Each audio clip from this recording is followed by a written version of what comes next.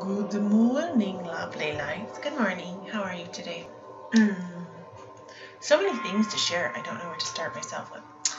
We're listening to these celestial gongs, and these celestial gongs are said to be equivalent to 4 hours of rest and relaxation if you just listen to these amazing sounds, celestial gongs. Yes, where am I at? I was reading from the Maharishi Effect, and I feel like I just want to read this opening to you. It's very intriguing. I got this book a year ago and put it away, and then I just found it again. Chapter 1, Maharishi's Final Warning, and the author of this book is Jeff Giplin, Geoffgilpin. My friends levitate, the whole gang, Jamie, Doug, Beth, zoom through the air like helicopters. Anyways, that's what they called it, flying, levitation, and so forth. I knew better because I peeked. This was 25 years ago when levitating was the biggest secret in the transcendental meditational movement. The flyers didn't have the golden dome back then, so they made do in the first floor lounge of the dormitory. They hung sheets over the windows and told everyone else to keep out. The cloak and dagger stuff was pretty lame because all I had to do was walk down the stairs and open the door and look in. Judging by the sounds I heard as I snuck down the stairs in my socks, levitating is like an orgy. Ooh, ee, ah! Barring group sex. I was hoping to see a bunch of people hovering in the air the way the rumor mill described it. Simple sample rumor. Air traffic controllers who lose their jobs unless they learn to direct people instead of airplanes. When I got to the bottom of the stairs, I saw that someone had tacked up a picture of Maharishi, our guru, on the door of the men's lounge. His gaze surprised me with a pang of dread. If the stories were true and he is an incarnation of God, then he knew that I was about to commit to the biggest no-no in the movement.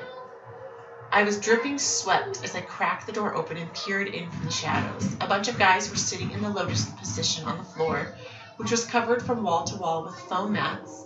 Jamie was quivering all over and yelping like he was getting a root canal. The guys around him were bouncing up and down on their butts and giggling furiously. After much twitching, Jamie went airborne.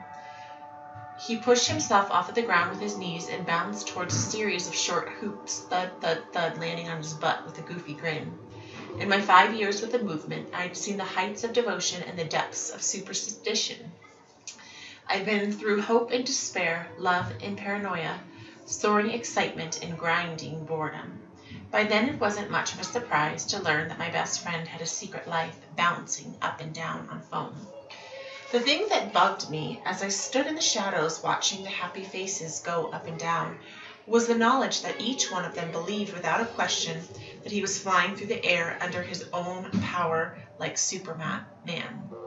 I knew these guys and I knew the movement.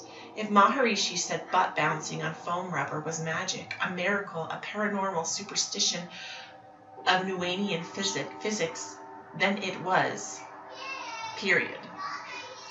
So did you ever learn to fly, my wife asked. No, the flying course was still new when I left the movement in '78. It was just a few people at first. We were sitting at the dinner table in our house in rural Wisconsin, about 20 minutes outside of Madison, the state capital. I spread butter on the corn we got from the neighbor's farm and thought about the movement I'd left 2 decades earlier. Maharishi changed the policy later and opened up the flying course to the general public. It was kind of a shock. Levitation used to be a big secret, like the stealth bomber technology of the movement. And then suddenly they were taking out big ads and giving press conferences. They had this PR event called the Olympics of Yogi Flying. Sarah took a bite of mashed potatoes and gave me a doubtful look. So I was just going to pause there. I just wanted to open with a little bit of the Maharishi effects. It's amazing. And I've been learning a lot at my teacher training. I just had week 3, moving on to week 4, making some amazing connections with people. How was your week? How have you been? How's it been going? Have you been trucking along, having a lot of emotions, feelings arise? What's going on with you? How do we work out all these feelings and emotions? Well, that's kind of why I'm here talking to you about meditation and mantraing. So I hadn't really started mantraing, honestly, since December, and my husband got me these mala beads, and that's really why I mantraed. If you've been following me since this summer, I definitely was listening to Om mantras or chants. I'm still kind of in limbo between when you call them chants or ohms, and I don't think that or mantras. I think that they're the same. I thought that they were one thing or the other. And it is Sunday, so all my babies are home, but I'm feeling like sharing with you, so that's what I'm doing. But mantraing in the yogic tradition, I am taking this yoga training, and it's Shambhala yoga. It's like the king of yoga, one of the different levels, and there's all different levels of yoga. This one, it just explores every aspect of yoga, and that's why I was very drawn to it. Yes, and if you also can hear, my husband is down in the basement rocking out doing a weightlifting workout. Yeah. Here I am back. I was interrupted and stopped and decided to just wait. And now I'm painting. I have on my painting smoke. I'm inspired to paint. Now I remember we were setting up why I don't play the guitar, but I wish I did. And I would play amazing songs. Love the sound of strings. Ohms. That's what it was. I learned when you ohm, which is the primordial sound.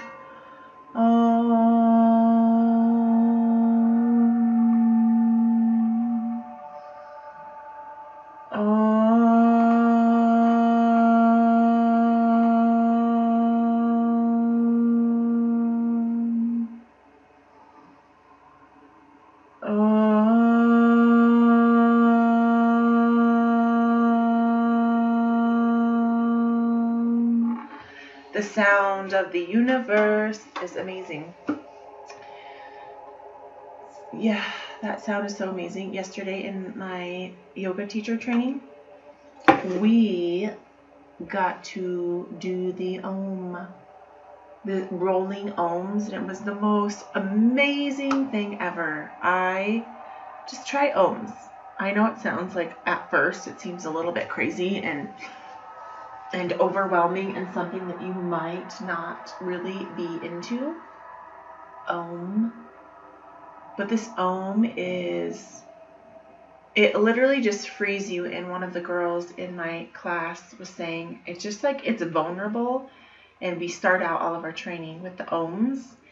And you start out and you feel, I do this at home, but it's way different when you're in front of all these people and we're getting to know each other. We've been together for 3 full days over the past 3 weeks, but we're just settling in. But that first day and the second day, it was very vulnerable, and it still is, because a lot of us are foreign to all of these different mantras. And we've been doing the Ganesh mantra, and if you've watched Let Your Light Shine Through the Darkness, it's the Om Gam Ganapataye Namaha. Om Gam Ganapataye Namaha. Om Gam Ganapataye Namaha. So those sounds are the Om Gam Ganapataye Namaha, the sounds of Ganesh, which is, Ganesh is the remover of all obstacles. Ganesh is the elephant, and I've been working on some art. Have you been working on some art, June? Yeah, I painted on my hand.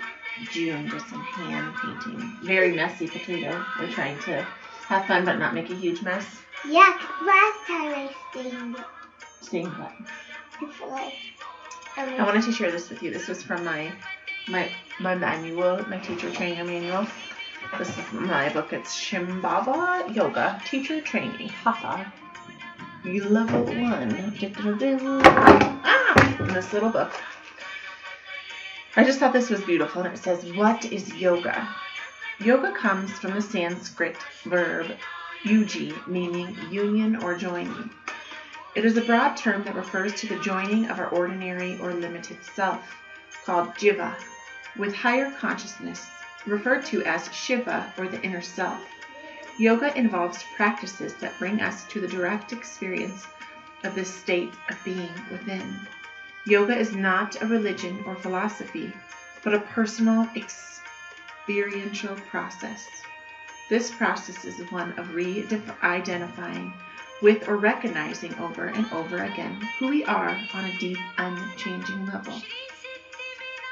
It is a process of unlayering a conscious and continual letting go of all of the misunderstandings that get in the way of experiencing our true nature. The inner self is like the sun, always shining and radiating in the sky. Whether we see it or not, just as clouds sometimes cover the sun, our illusions and wrong understandings obscure our experience of the self. The state of being of the self is classically defined as Sat Chit Ananda.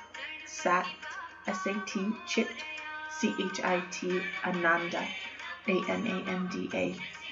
Sat is pure being, Chit, consciousness, and bliss. Pure being, consciousness, bliss.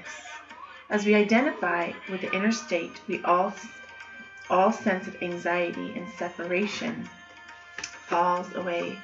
And I just thought that was so beautiful. Let's remember this. So there's different levels or elements of Shambhava Yoga Asana. Asana is your poses. Yes. Is your poses.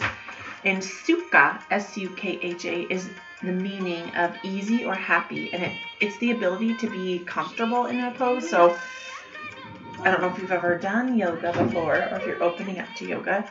But, some poses as like the tree pose, Tadasana. It's when you ground into the earth, root down through your feet, align your knees over your ankles, align your pelvis over your knees, and you elongate your spine, and imagine like there was a string pulled up to your head. And it's just the ability to just be and stay comfortable there. Just find your breath. Inhale, exhale as you elongate your spine and lift your heart up and just be there.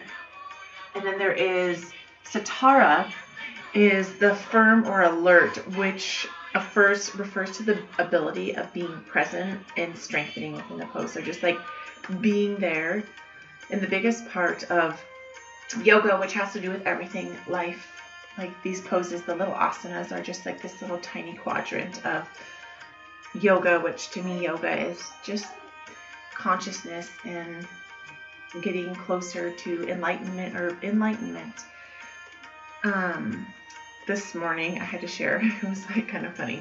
So we were totally like pushed into training each other or teaching each other in our teacher training day 3. And last week we kind of did a little bit, but this week it was like balls out, like get in there and teach each other. And I can totally do this, like I'm behind my camera and I'm comfy, and we do these one-on-ones with these cue cards that I will share with you, and it helps you set up a person and then you just let them know what poses that you're going through and how to align your body.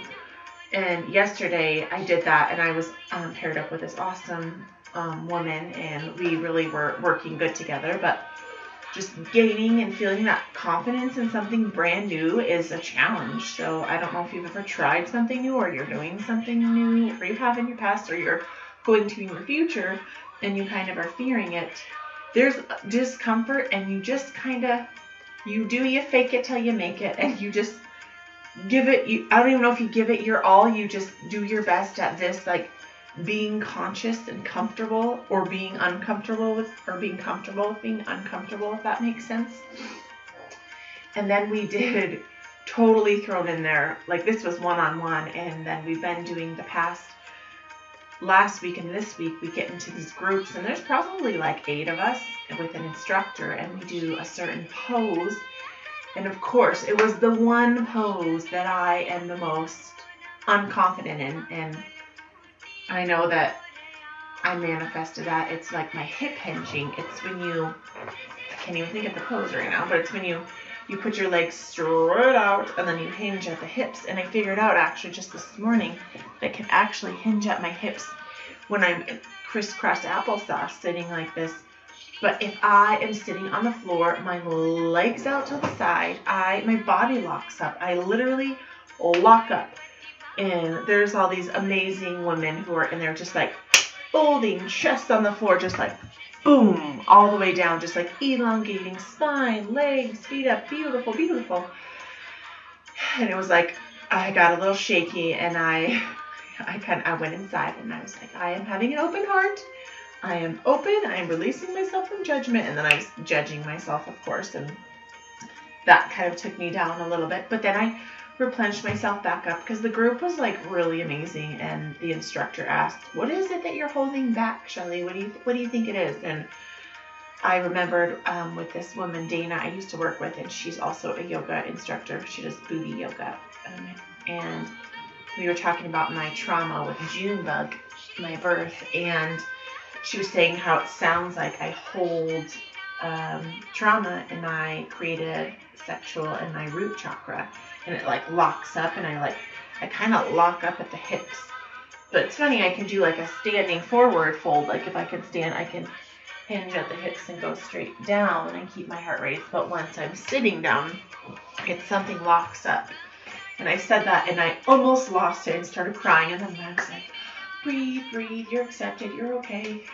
And we get through that, and it was great. And then we go in, and gosh, what were we talking about? I don't even, it was a warm-up. What would you do in a warm-up for a yoga and asana, asana, the movement? And everyone said different things, and I almost wrote, lead with an intention, like an intention of why I'm here, why I'm doing this. And actually another gal wrote that, so then I had to reshift, and I put lead with heart, with an open heart. And they called on us individually, and we had to actually on the spot in front of 2 instructors and the people, and there's 20 people, which doesn't sound like that big of a deal, but when you're already feeling a little shaky, it was very intimidating. But I did it, and mine was, I think, lead with an open heart, and I just kind of did a guided meditation, and I honestly don't even really know what I said. I was kind of shaky, but then I was going within, and I kind of stumbled over my words a few times, but I got through it, and it was pretty amazing. And I'm really proud of myself for putting myself out there, and I'm just doing it slowly and surely. And this morning, the universe gave me a total, complete tester. Have you been tested this week by the universe? Have you been put in uncomfortable situations? What have you done? What did you do when you were super uncomfortable? Or did you find yourself this last week in like a situation where you lost your shit and went crazy? If somebody cut you off in the car, driving too fast, if you were going too fast yourself, ran a yellow, a red light, and were like, oh shoot, hit a train and lost your bananas. Or with the kids at the grocery store, did you lose your bananas? How did you respond versus react? There was this quote.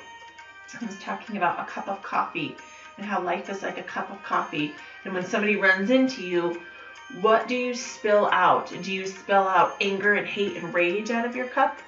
Or do you spill out love, compassion, and forgiveness? What do you spill out of your cup? I know that a lot of us get mixed. We get stuck in the ego mind, and we're spilling out all sorts of anger and hate and self-judgment or judgment upon other people.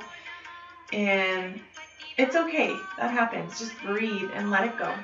Forgiveness. Let's start spilling or spewing out whatever resonates with you. Just like compassion, forgiveness, surrender. And I was actually talking with this other amazing woman that I connected with, and I didn't even really know what this was called, but she can do inverted asanas, which she can actually stand on this part of her hands on top of her body, so like a handstand, and then invert her legs like the scorpion pose.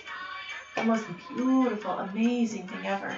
But yesterday morning we were talking about surrender, and I think that she was saying how she read some book about like life is fucked up and you just have to deal with it or something, which was really funny. But she was so amazing. I've just been connecting with the most amazing people because I put myself in an uncomfortable situation. I made myself uncomfortable and I'm just inching my way in. And it's okay. It's okay to be uncomfortable sometimes and just be open to maybe not knowing what the future will bring and just being open. This morning, I'm totally trying to forgive myself for this, but my husband has been saying how he wanted to do yoga with me, and that amazing woman who can do the inverted yoga, the amazing scorpion, like her butt is over her head and her legs hang here like amazing Cirque du Soleil. She was showing me this cutest like poses of her and her husband, and they do yoga together, and it's like so cute, and amazing, and they do all these things, and he like lifts her up, and I was thinking, oh, I really want to do that. So I didn't force Rex, but he's been saying he wants to do yoga with me. So then he says he'll do yoga with me, and then I lay out all my cards, all my cue cards out, and I start doing poses. And he obviously was in the state of mind where I want to work out, like he just said. I want to stretch. And he was in more of like, he has this routine of doing his elliptical for 30 minutes, and then he likes to lift weights, which is fine. That's wonderful. But I was just encouraging him, like, maybe you could warm up with some stretches. And this was a good lesson to me because yesterday in class, one of the instructors says you really need to, like, acclimate to who you're teaching to and adjust your class to who you're teaching to. So if you're teaching to a group of electricians or a group of yogis or a group of children or a group of beginners, like so my husband's more of like the beginner male who doesn't know really anything about yoga, and I got really offended. My ego kicked in, and I was going through my poses, and I'm more of the root into the earth, connect with your body, align this and that. And I've been learning a lot of anatomy, which is good, but it's actually not that good because my husband had no idea. I was like, your clavicle and your scapula. And he said, oh, I have no fucking idea what that is. And I'm like, oh, God. And then he was getting all angry at the poses, and he was just being this anger ball, spitting anger at me. And it really hurt my feelings, and I started to tear up, and I am embarrassed, maybe feeling a little shameful, but I'm sharing it and getting it out there, that I was feeling like that. And then I was like, I'm done. I don't want to do this with you anymore. And so I went upstairs, and I was crying, being an emo, because sometimes I just get emotional, and that's fine. I just need to release it. I was caught up in the ego and just feeling offended. Like I felt like I was being very vulnerable to him. He's like my first kind of like test student, and he kind of shut me down, so I felt rejected from him, even though he didn't intend on that. He just honestly didn't understand what I was saying. But I got offended, and we're both very stubborn, and we do this sometimes. And then I came back down, and he was being so kind of aggressive. He's like, let's just finish this and do this. He said, which was good for me. What if you have students who are like me and don't understand, and are you just going to walk away from them and start crying and get all offended and cry? And I was like, no! It's just way different from you to be offended from. But there will be, I'm sure, students who are males, who are beginners, who maybe don't connect as much to the spiritual aspect. But I feel like also I have to find the balance of in maintaining my own integrity and helping other people. This is a challenge of life. To maintain your integrity, who you really are, not the ego self, not like the one that this person who you think that you're so amazing, but like the person inside of my heart, the person why I'm doing this yoga journey, why I want to share yoga and consciousness with people. I just need to stay open to that. Yeah, I know that was kind of a blibble blobble, but I need to get that out. Do you ever need to get it out? Thank you for being my outlet. It's wonderful. I love you so much, and thank you so much for all of your support, and my heart is just feeling very full of love, and I'm just like radiating, beaming from all these amazing mantras and people and meditation. Yes, and that's what we were talking about. Meditation. And if you are one of these people that during meditation, actually backtrack, we were talking about mantras. The mantras, like the Om mantra, they help you kind of recenter your thoughts in a very powerful Sanskrit. Mantras, like the Om one, which is the nice basic one, it's just like a nice mind clearer before meditation. And I know a lot of people are very, it's hard to do meditation and just like quiet down. So on my playlist, on this channel, on my playlist, there is so many resources. There's frequencies you can listen to. There's Om mantras. There's a section for mantras. There's a section for, I have like Om chant on there. And there's a ton of guided meditations. And then I've also made some healing meditations. I have I am affirmations. There's all sorts of resources right here on this channel that I created just for you. So just click on go in the playlist and just kind of surf around. I put all sorts of stuff in there, and every single one of those I've tried myself like numerous times.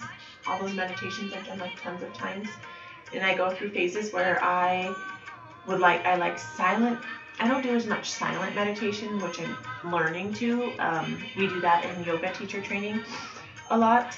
But I like more frequencies, or my favorite ever is the Wayne Dyer meditation with the Om. It's not Om, infinity. It's a black background with this like burning, energized, orangish glow infinity symbol. And that's my favorite. Those sounds connect you to God, consciousness, light, whatever, the divine, whoever you believe in, whatever you connect with. But remember this, what I read you. What is yoga?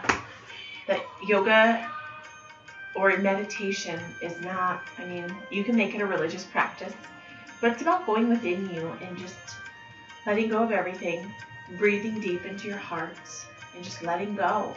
So just take 5 minutes today if you don't normally. Take 15, take 3, and just find stillness, find a quiet place. And I know it's hard to find a quiet place. I get challenged with this all the time. Sometimes you just have to freaking lock yourself in the bathroom, turn on the fan.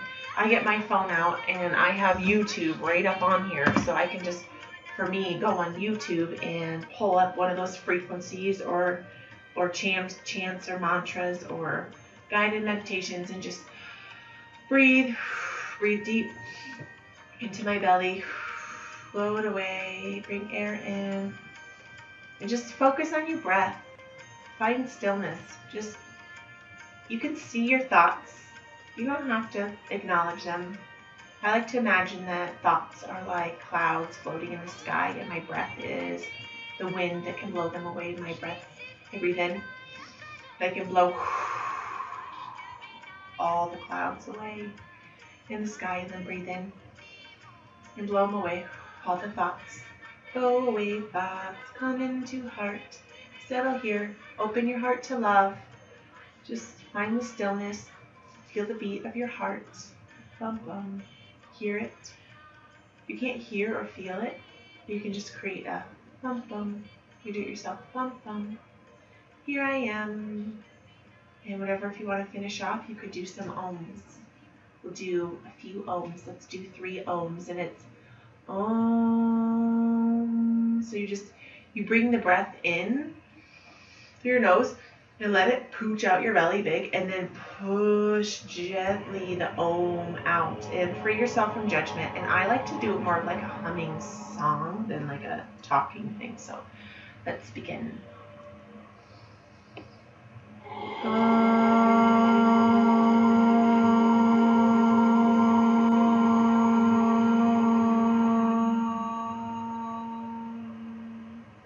With a nice straight back. Raise your heart, breathe in through your nose.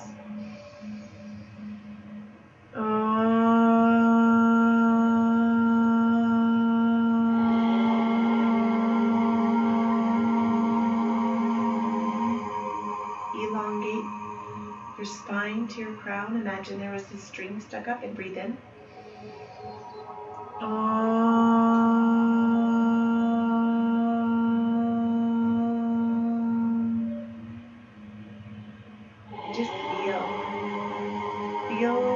what the Om mantra does. It just, for me, I feel tingling and light and smiley. I feel happy inside and it radiates outside. I just let go and just let it be. Just open your heart up and then woo, it's like, hi, I'm here, I'm alive. And then you can do that at any point, and that's a mantra, or that could be your meditation. If you're feeling stressed out, if you're having a hard time, like me and my husband, me just being offended and being a silly head potato, or getting angry at your kids, just like, okay, I'm gonna escape right now. Like the other day, my kids were all freaking out, and I was doing Om mantras while I was vacuuming, and I was like, bam, recentered. I'm like regrounded. So open yourself up and just find yourself inside. You don't have to call it yoga or whatever you want to call it. It's just getting in tune with your inner self and learning to be present here in this moment here. And the goal of yoga or mantraing or meditation is it helps you find center and peace. But the bigger challenge is, how do we take this beautiful, grounded, centered feeling and move it throughout our day and use it in our daily lives? And that's why doing mantras and meditation for me is very important to me. Just like having a daily practice and just taking the time. I take a little longer. I take usually about 45 minutes for meditation and mantra. I just like crave it. The energy, I just need it. And there are definitely mornings where I only get 30 minutes, and there's been some where I get 15, and I can feel the difference. So just, take time and just feel how that makes you feel. And it's pretty amazing how you can just kind of carry it with you. And in, like I said, those stressful moments of real life, you're driving down the street and somebody cuts you off, and that's not kind. Some nice person cuts you off. You're like, well, you're having a bad day, but I'm centered, and I'm going to ground myself. I'm going to put this Om, the primordial sound of the universe, just out there, and I'm going to generate some love, and I'm not going to let you affect me, because in every situation, we can choose to accept the energies and the negativity from our environment and the people around us, or we can choose to, repel it.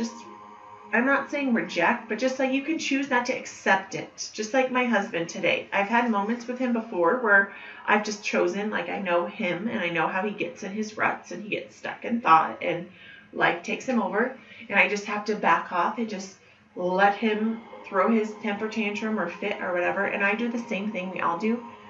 But today, I reacted and I wasn't being as grounded or centered.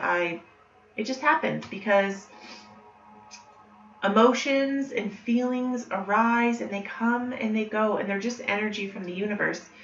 And I totally just close my heart down, and I need to reopen my heart up, open my energies up, and just surrender, let it all go. Surrendering doesn't mean that you're okay with people treating you like shit or you're okay with always being sad. Surrendering is just letting happen and just letting it flow. And if you haven't watched my readings of The Untethered Soul, you should do that.